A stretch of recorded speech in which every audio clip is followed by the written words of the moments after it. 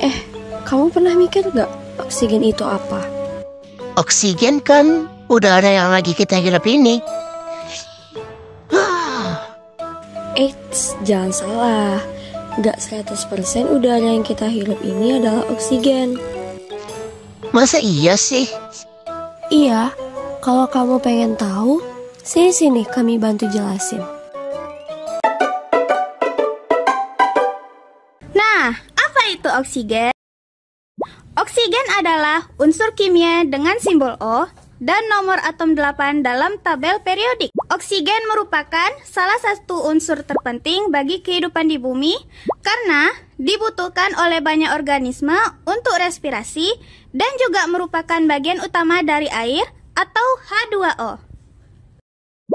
Di dalam tabel periodik, oksigen merupakan unsur non-logam golongan 6A ditandai dengan simbol O dengan nomor atom 8 dan massa atom 16. Oksigen merupakan unsur paling melimpah ketiga di alam semesta setelah hidrogen dan helium dan paling melimpah di kerak bumi. Di bumi, oksigen ditemukan dalam berbagai bentuk seperti di udara sekitar 21% dari atmosfer bumi adalah oksigen dalam senyawa O2. Di air, sekitar 89% adalah oksigen dalam senyawa H2O. Nah, kalian udah pada tahu belum siapa yang menemukan oksigen? Jadi, penemu oksigen adalah Joseph Priestley, Carl Wilhelm Scheele, dan Antoine Lavoisier. Carl Wilhelm Scheele merupakan ahli kimia asal Swedia yang menemukan oksigen pertama kali pada tahun 1772. Scheele memperoleh oksigen dengan memanaskan kalium nitrat, oksida merkuri, dan zat lainnya.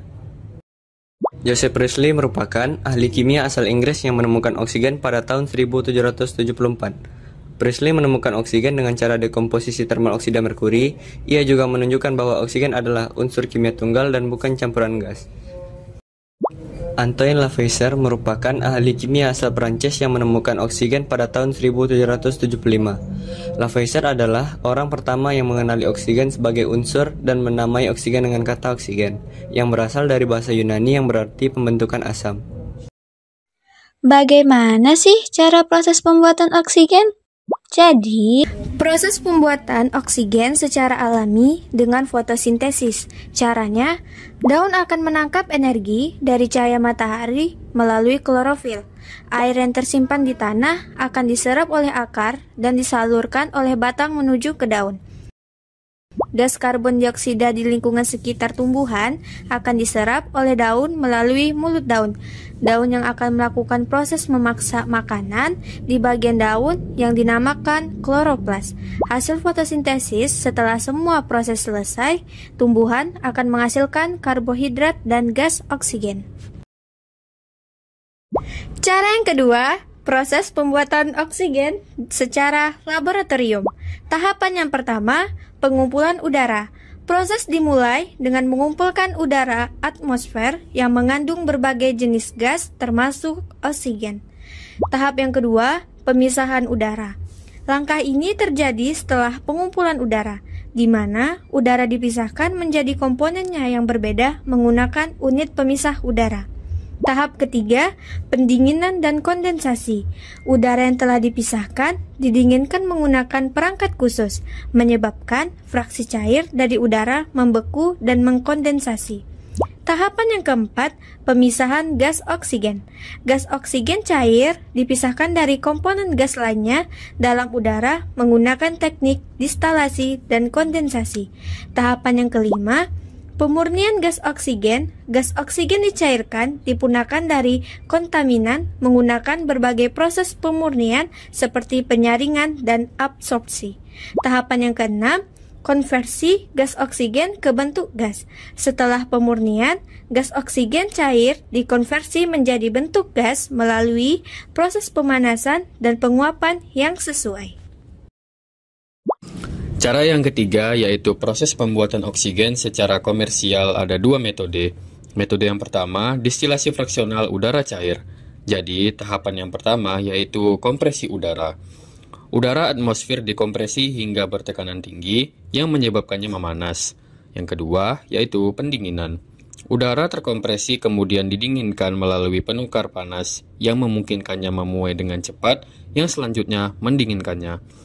Yang ketiga yaitu pencairan. Udara yang didinginkan kemudian mengalami pendinginan tambahan hingga pencair. Proses ini biasanya dilakukan dengan menggunakan proses ekspansi Joule-Thomson. Yang keempat yaitu distilasi fraksional. Udara cair dipanaskan secara perlahan dalam kolom distilasi. Saat suhu meningkat, berbagai komponen udara menguap pada suhu yang berbeda karena titik didihnya yang berbeda-beda. Nitrogen menguap terlebih dahulu, diikuti oleh oksigen. Oksigen dikumpulkan pada tingkat yang lebih tinggi dalam kolom distilasi, sementara nitrogen dikeluarkan dari bagian bawah. Yang kelima yaitu pemurnian. Oksigen yang terkumpul dapat menjalani proses pemurnian lebih lanjut untuk menghilangkan sisa nitrogen atau kotoran lainnya. Yang keenam yaitu penyimpanan. Oksigen yang dimurnikan kemudian dikompresi dan disimpan dalam tabung untuk didistribusikan. Metode yang kedua adalah konsentrator oksigen. Jadi, tahapan yang pertama yaitu asupan udara. Udara di sekitar dihisap ke dalam konsentrator oksigen. Yang kedua, filtrasi udara melewati filter untuk menghilangkan debu dan partikel lainnya. Yang ketiga adalah penyerapan zeolit. Udara kemudian dialirkan melalui lapisan zeolit. Lapisan zeolit ini sejenis saringan molekuler yang secara selektif menyerap molekul nitrogen sehingga memungkinkan oksigen untuk melewatinya. Yang keempat adalah regenerasi. Lapisan zeolit secara berkala diturunkan tekanannya untuk melepaskan nitrogen yang terperangkap, yang dapat dilepaskan kembali ke atmosfer. Yang terakhir yaitu pengiriman oksigen. Oksigen pekat biasanya sekitar 90-95% kemurnian disalurkan ke pengguna, seringkali melalui kanula hidung atau masker. Apa aja sih sifat-sifat oksigen? Nah, jadi sifat-sifat oksigen itu ada dua. Yang pertama, sifat fisika. Yang kedua, sifat kimia. Sifat fisika adalah oksigen yang tidak berwarna, tidak berbau, dan tidak berasa. Oksigen memiliki kepadatan yang lebih tinggi dari udara. Oksigen merupakan konduktor panas dan listrik yang buruk. Oksigen dapat larut dalam beberapa cairan seperti air dan alkohol, tetapi kelarutannya sangat rendah. Yang kedua ada sifat kimia. Sifat kimia oksigen adalah unsur kimia non-logam dengan simbol kimia O, nomor atom 8, dan massa atom 15,999. Oksigen adalah anggota kelompok kalkogen pada tabel periodik. Oksigen adalah agen pengoksidasi yang kuat.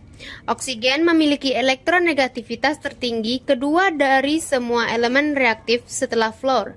Oksigen merupakan elemen paling melimpah ketiga di alam semesta, setelah hidrogen dan helium. Oksigen dapat ditemukan dalam 3 bentuk berbeda, yaitu oksigen unsur dilambangkan dengan O, dioksigen dilambangkan dengan O2, dan ozon dilambangkan dengan O3.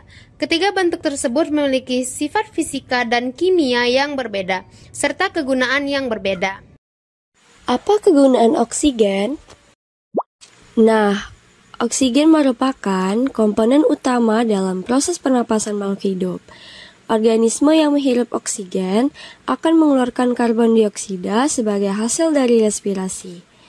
Oksigen juga untuk mempercepat penyembuhan luka, untuk mendegradasi polutan organik dan menghasilkan air bersih yang aman, untuk mendukung pertumbuhan tanaman dan mikroorganisme dalam tanah, untuk mengurangi kadar karbon dalam besi gubal, bersama dengan gas asetilena digunakan untuk mengelas baja.